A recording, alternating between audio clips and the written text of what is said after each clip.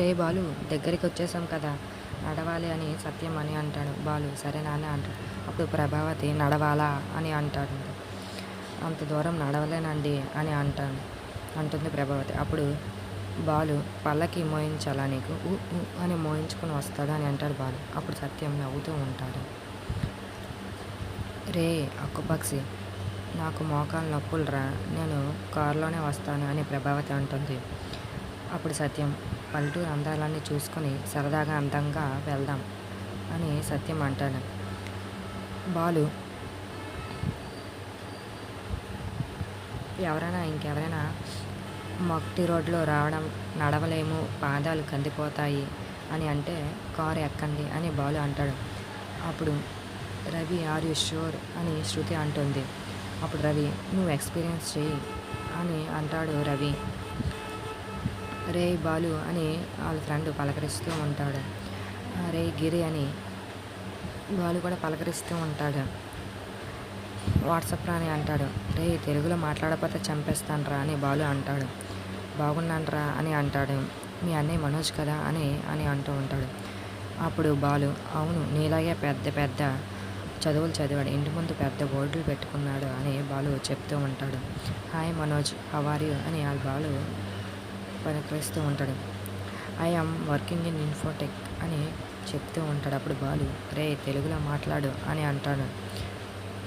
మీరు కూడా ఎంఎన్సీలో పనిచేస్తుంటారు కదా, ఏ కంపెనీలో పనిచేస్తూ ఉంటారు అని అంటాడు. అప్పుడు బాలు పార్క్ అని అంటాడు. అప్పుడు వాళ్ళ ఫ్రెండ్ పార్కా, నేనెప్పుడు వెళ్ళలేదు అని అంటూ ఉంటాడు.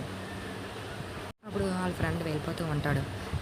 అలా నడుస్తూ వెళ్తుంటే శృతి పేడ తొక్కేస్తూ ఉంటుంది. అప్పుడు బాలు పేడ తొక్కి నీ పాదం పునీతం అయిపోయింది అని అంటూ ఉంటాడు. అప్పుడు అన్నయ్య అని రవి అంటాడు. బాలు దాన్ని కల్లాపు చల్లుతారు, ఇంటి ముందు గొబ్బెమ్మలుగా పెడతారు, గోడ మీద పిడకలుగా వేస్తారు, కొంతమంది వల్ల ఏ ఉపయోగం లేకపోయినా పేడ వల్ల చాలా ఉపయోగాలు ఉన్నాయి అని అంటాడు.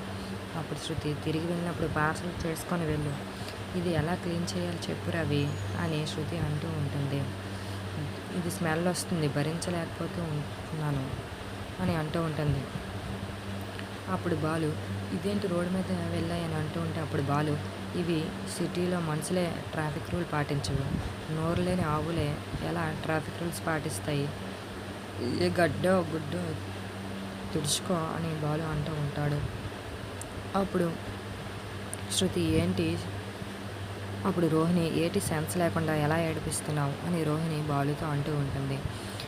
అప్పుడు మీనా శృతి పద, అక్కడ నీళ్ళు ఉన్నాయి, పద కడుక్కుందాం అని అంటూ ఉంటుంది.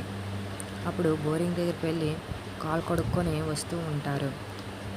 అప్పుడు బాలు వాళ్ళ నానమ్మ చంద్రి ఎక్కడ చచ్చావే అని పిలుస్తూ ఉంటుంది. నిన్నటి నుంచి నా దుంప తెంచుతున్నారు, లోపల తొడవమన్నారు కదా, తుడుస్తున్నాను, ఇంతలో ఏం గుర్తొచ్చింది మీకు అని అంటూ ఉంటుంది. వాళ్ళు వచ్చినప్పుడు పనిచేస్తుంటే ఏమవుతుంది, నువ్వు విసుకుంటే మీ ఉద్యోగంలో పీకేస్తాను అని అంటుంది.